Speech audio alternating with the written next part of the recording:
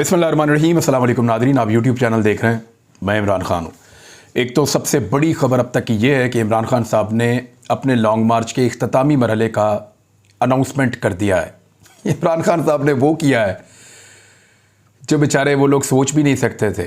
यानी जिन्होंने इमरान खान साहब को धोखा दिया, बार बार कहा कुछ नहीं होता, हम आपके साथ खड़े हैं, जिन्होंने बार बार कहा कि इन चोरों और डाकुओं को कभी नहीं आने देंगे, इस मुल्क में मुसल्लत नहीं होने देंगे, इन्होंने तो मुल्क को बहुत लूटा है, जो धोखा दे गए, जिन लोगों ने चक्कर दिया इमरान खान साहब को, उनको इमरान खान साहब ने ऐसा चक्कर दिया कि सारी ज़िंदगी अब याद रखेंगे। ये वो लोग हैं जो आखिरी वक्त तक आकर यकीन दिलाते रहे कि नहीं नहीं नहीं, हम तो बीच में नहीं हैं, हमारा तो इसमें कुछ लेना देना नहीं है, ये तो पॉलिटिकल किस्म की मूवमेंट है और आप इसमें से निकल जाएंगे, आप इसको मैनेज कर सकते हैं। आखिरी वक्त तक ये यकीन दिलाते रहे कि हम बीच में नहीं हैं। और फिर जिस तरीके से वज़ीर आज़म हाउस के बाहर गाड़ी पहुंची, प्रिजन वैन, जैसे कंटेनर्स पहुंचे, जैसे इस्लामाबाद के रस्तों को बंद किया गया, जैसे आधी रात को अदालतें खिलाई गई, तो सब पता चल गया कि इसके पीछे कौन था। और इसको सवाल की सूरत में अरशद भाई ने सबसे खूबसूरत अंदाज में पूछा था कि वो कौन था जिसने ये सारा गंद फैलाया था। तो सब जानते हैं कि रायता किसने फैलाया था और कौन इसके लिए जिम्मेदार था। तो इमरान खान साहब ने उनको वैसा ही चक्कर वापस दिया है। 1 महीना हो गया लॉन्ग मार्च लेकर निकले हुए हैं, पहुंच ही नहीं रहे। और बीच में बहुत बड़ी गलती यह हो गई कि इमरान खान साहब पे हमला करवा दिया गया, और हमले का नतीजा तो कुछ और निकलना था, लेकिन जिसको अल्लाह रखे उसको कौन चखे। अब इमरान खान साहब ने यह देखा कि एक दींगा मुश्ती चल रही है, एक रस्साकुशी चल रही है, रोजाना एक नया नाम आ जाता है, मीडिया के ऊपर नाम चलाए जा रहे हैं कि वो आर्मी चीफ बनने जा रहा है, वो आर्मी चीफ बनने जा रहा है, वो आर्मी चीफ बनने जा रहा है। यानी खुशामदियों को भी समझ नहीं आ रही कि किसकी खुशामद शुरू करनी है। वैसे मेरी एक गुजारिश है, मैंने आज एक ट्वीट भी किया है, वो बाद में बात करते हैं, लेकिन पहले आ जाएंगे इमरान खान साहब ने क्या अनाउंस किया। उन्होंने कहा जी कि 26 नवंबर को लॉन्ग मार्च इस्लामाबाद के लिए पहुंचे, 1 हफ्ता उन्होंने डिले दे दिया है। इसके मेडिकल रीजंस भी हैं, यानी आप उन्हें ये नहीं कह सकते कि उन्होंने ये क्यों किया, आप ये नहीं कह सकते कि जल्दी क्यों नहीं आ रहे, आप ये नहीं कह सकते, आप इसलिए नहीं कह सकते कि उनके जेन्युइन मेडिकल रीजन है, उनको गोलियां लगी हुई हैं। अब डॉक्टर उनको आराम करने के लिए, डॉक्टर तो कहेंगे 2 हफ्ते और आराम कर लें, 70 साल की उम्र में आदमी को गोलियां लगी हैं, वो तो चाहेंगे 2 महीने उठा ही ना, आराम करता रहे ये आदमी। लेकिन इमरान खान साहब अब उनकी अपनी हिम्मत के ऊपर है, वो कब उठना चाहते हैं। अगर वो 2 दिन बाद का अनाउंस करना चाहते कर देते, लेकिन उन्होंने अनाउंस किया 1 हफ्ते बाद का, यानी 26 नवंबर के लिए उन्होंने अनाउंस किया। और कुछ बड़े अहम सवालात उठाए इमरान खान साहब ने। उन्होंने कहा चले आपकी मान लेते हैं, फर्ज कर लेते हैं कि कोई साजिश नहीं की एस्टेब्लिशमेंट ने, तो फिर भी ऐसे चोरों डाकुओं को मुसल्लत क्यों होने दिया जिन्होंने आते ही पाकिस्तान का बेड़ा गर्क कर दिया, इकॉनमी डुबो के रख दी, जिन्होंने आते ही अपना एनआरओ हासिल कर लिया, जिन्होंने पाकिस्तान को तरक्की करते हुए पाकिस्तान को ऐसी जगह पे फेंक दिया जहां से पाकिस्तान को उठाने में कई साल लग जाएंगे। तो इमरान खान साहब ने यह सवाल बिल्कुल दुरुस्त उठाया और एस्टेब्लिशमेंट से उन्होंने यह सवाल पूछा, और फिर उन्होंने अनाउंस किया कि 26 नवंबर को वो इस्लामाबाद आएंगे और लॉन्ग मार्च को आगे बढ़ाएंगे, रावलपिंडी से शुरू हो जाएंगे, इस्लामाबाद की जानिब जाएंगे। दुनिया पूरी इमरान खान साहब जाने के लिए तैयार है, बहुत बड़ी तादाद में लोग जाना चाहते हैं। पाकिस्तान के अंदर जिस तरह का उनका लॉन्ग मार्च था, हर शहर में वो लोगों को छोड़ते जा रहे थे, आगे से नए लोग आते जा रहे थे, और जिस तरह के उन्होंने रिकॉर्ड 7 जलसे पाकिस्तान में किए हैं, लगभग इमरान खान साहब के जलसे ही गिन लें तो 70-75 होने वाले हैं। और इन सारे लोगों को लेकर वो इस्लामाबाद अगर पहुंच गए, क्योंकि पंजाब में तो गवर्नमेंट भी नहीं है अब हमजा शहबाज की जो रोकेगा पुलिस के जरिए, तो खैबर पख्तूनख्वा, पंजाब, आज़ाद कश्मीर, गिलगित बल्तिस्तान, हर तरफ से लोग आएंगे, सिंध से भी आएंगे, इस्लामाबाद रावलपिंडी से भी निकलेंगे। तो एक बहुत बड़ा इज्तिमा इस्लामाबाद में होगा, लेकिन उस वक्त तक वो नहीं होगा जिसने इससे उम्मीदें लगाई हुई थी। यानी कुछ लोगों ने ये उम्मीद बांधी हुई थी कि इससे एक टेंशन क्रिएट हो जाएगी, और फिर टेंशन क्रिएट करने का मौका मिल जाएगा, एक आखिरी मौका इमरान खान हमें फराहम कर देगा।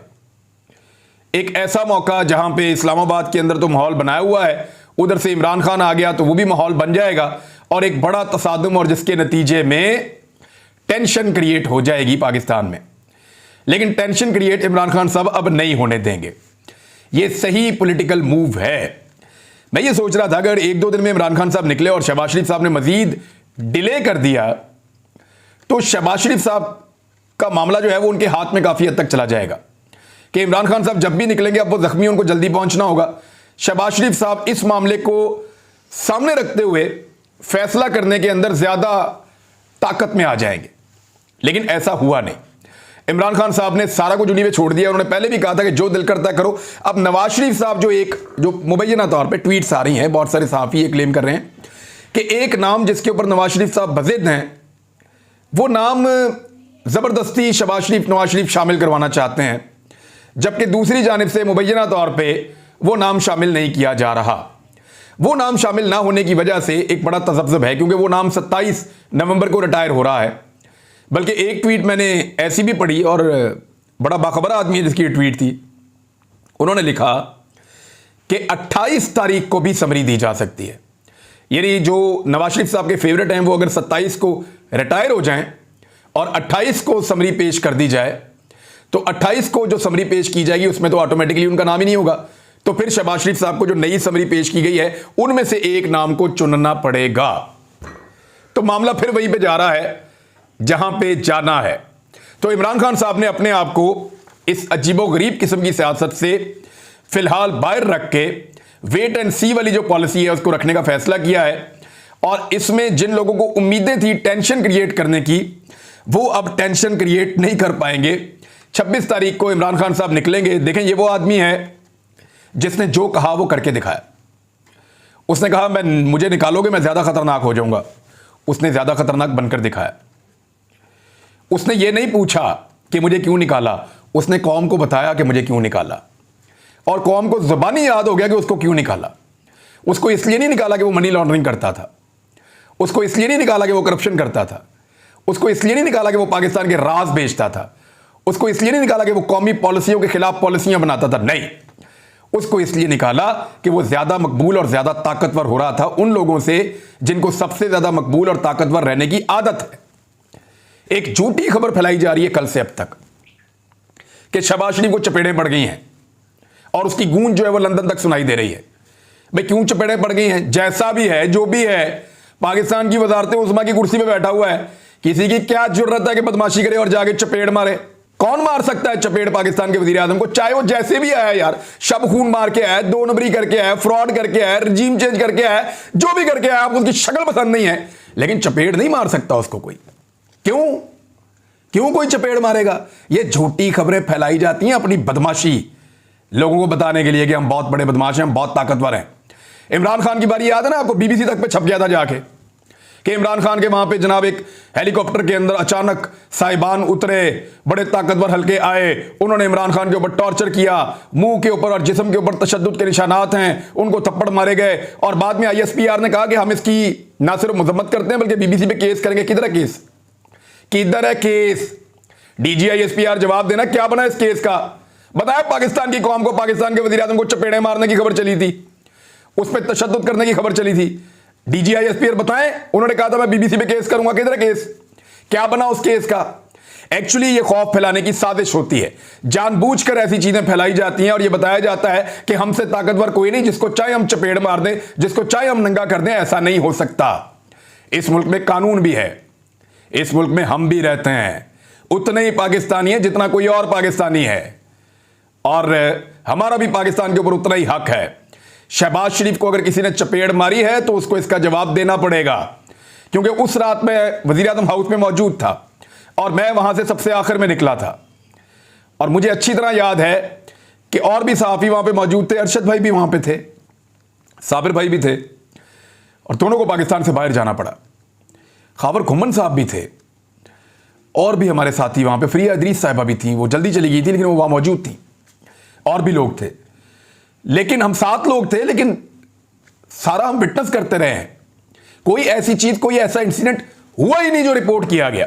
जानबूझकर अपना खौफ फैलाने के लिए, जानबूझकर अपना डर जो है वो लोगों के दिलों में बिठाने के लिए, ये बदमाशी है और क्या है।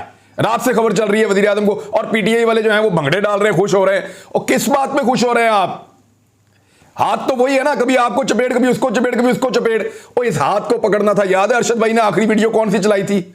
एक वीडियो उन्होंने अपलोड की थी सोशल मीडिया के ऊपर, जिसमें एक हाथ है जो डंडे मार रहा है लोगों को, और उस हाथ को एंड में लोगों के हाथ पकड़ देते हैं। इस हाथ को आपने रोकना है। ये किसी और को सोने या डंडा मारे तो आपने खुश नहीं होना। यानी मेरे मुखालिफ को मार पड़े तो ठीक है, मुझे पड़े तो गलत है, ये नहीं हो सकता। जुल्म जुल्म है, चाहे वो किसी के साथ भी हो। मैं उतनी मजम्मत करता हूं जितनी उस झूठी खबर की मजम्मत करता था, उतनी ही मजम्मत इस झूठी खबर की करता हूं। ना किसी इस मुल्क में बदमाशी चलेगी, सिर्फ रूल ऑफ लॉ इस मुल्क में होना चाहिए। उसके लिए हम हमेशा बोलेंगे, हमेशा बोलेंगे, बोलते रहेंगे। अब जरा एक और खबर देखें। जो लोग खुदर गए थे, छलांगे मार रहे थे, घड़ी ले ली, घड़ी ले ली, घड़ी ले ली, घड़ी बुरी, उनको मौत पड़ी हुई थी। एक तो जो जियो के ऊपर प्रोग्राम करवाया गया फीड करके, एक रिकॉर्ड याफ्ता मुजरिम को उसके अंदर बिठाया गया, जो मतलूब है कई जगहों पे, उसको बिठाकर उसको ऐसे साबित करने की कोशिश की गई कि शायद इमाम काबा के बाद दुनिया का सबसे बेहतर आदमी ये है। यानी मुझे ऐसा लगता है कि पाकिस्तानी मीडिया ने अगर किसी को सादिक और अमीन का सर्टिफिकेट देना है ना, तो वो सबसे पहले पाकिस्तानी जो है उमर फारूक को दे देंगे, क्योंकि पाकिस्तानी मीडिया जो है उनको ऐसा लगता है कि इससे अच्छा तो आदमी कोई नहीं है दुनिया में, सबसे अच्छा आदमी ये तो कभी झूठ बोल ही नहीं सकता। उसका झूठ जो है वो एक सहाफी ने पकड़ लिया, मैंने कल आपको बताया भी था, और साफ पकड़ा गया है कि फराह खान नामी खातून ने पाकिस्तान से 2 मरतबा सिर्फ ट्रेवल किया है इमरान खान साहब के पूरे दौरे हुकूमत में। एक दफा 2019 में और एक दफा 2020 में। अप्रैल 2019 में जब उन्होंने ट्रेवल किया तो वो अमेरिका गई थी, और अमेरिका के लिए 2 घंटे के लिए वो एयरपोर्ट पे सिर्फ रुकी थी। और अबू धाबी से अगर आप दुबई जाते हैं तो आपको तकरीबन 1.5 घंटा जाने में लगता है, 1.5 घंटा वापस आने में लगता है। ये तो मुमकिन ही नहीं है कि वो अगली फ्लाइट ले सकती हो, तो वो उसी तारीख में अमेरिका कैसे पहुंच गई।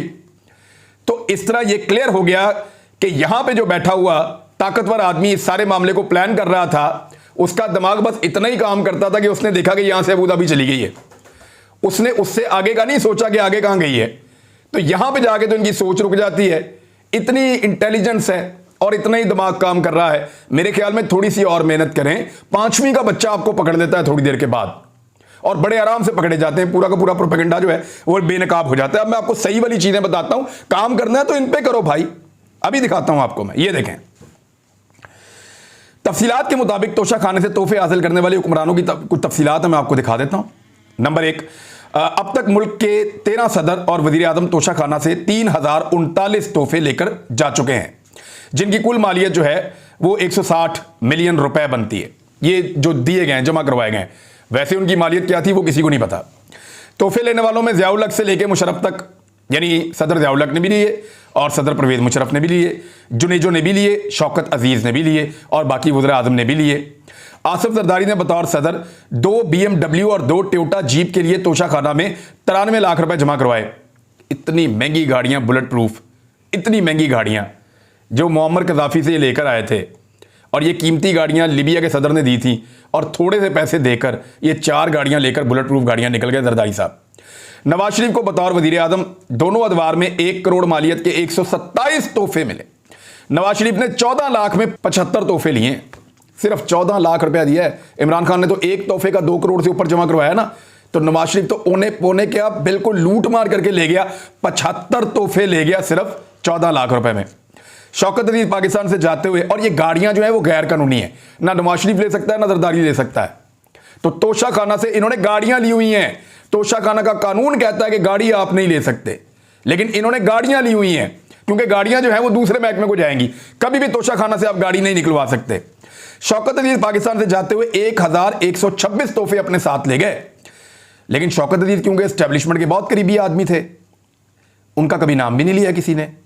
क्या कभी किसी ने कोई खबर निकाली उसके बारे में? कभी किसी ने पता किया कि कितना कुछ वो ले गया? उनमें नेकलेस थे, कीमती हीरे जवाहरात थे, सोना था, घड़ियां थी, कालीन थे, तोहफों की मालियत बहुत ज्यादा थी, लेकिन जो वहां पे शो की गई वो 26 मिलियन ले गए। जनरल मुशर्रफ 3 करोड़ 81 लाख के 515 तोहफे साथ 515 तोहफे, 75 नवाज शरीफ, जरदारी साहब भी इसके लगभग, शौकत अजीज, उसके अलावा यूसुफ रज़ा गिलानी। अब जरा मुशर्रफ साहब को देखें। मुशर्रफ साहब जो तोहफे ले गए और शौकत अजीज जो तोहफे ले गए, क्योंकि वो एस्टेब्लिशमेंट के लोग थे और उनका ताल्लुक एस्टेब्लिशमेंट से था, इसलिए उनको कोई सवाल भी नहीं पूछेगा। 1126 तोहफे शौकत अजीज और 515 तोहफे परवेज मुशर्रफ। अंदाजा कीजिए आप, उनमें जी हीरे, गोल्ड सेट, कीमती जेवरात, खंजर, पिस्तौल, और ज़ियाउल हक साहब भी लेते रहे तोशा खाने से। उन्होंने 16 लाख रुपए में 122 तोहफे लिए हैं। बेनजीर भुट्टो 2,72,000 रुपए में 174 तोहफे लेकर गई हैं। ये जो बिलावल भुट्टो जरदारी शोर मचाता है ना, जरा जाके देखें उनकी वालदा ने कितने तोहफे लिए हैं। 174 तोहफे, 174, और 2,72,000 रुपए में। अंदाजा करें आप, इस तरह इस मुल्क के तोशाखाना को लूटा गया है। जरा उसकी बात तो करें ना, असल चोरी तो वो है, उसके ऊपर तो कभी काम नहीं करेंगे। करना चाहिए ना, यहां भी काम करें ना। अब तक के लिए इतना ही, अपना ख्याल रखिएगा, अपने इस चैनल का भी। अल्लाह हाफिज।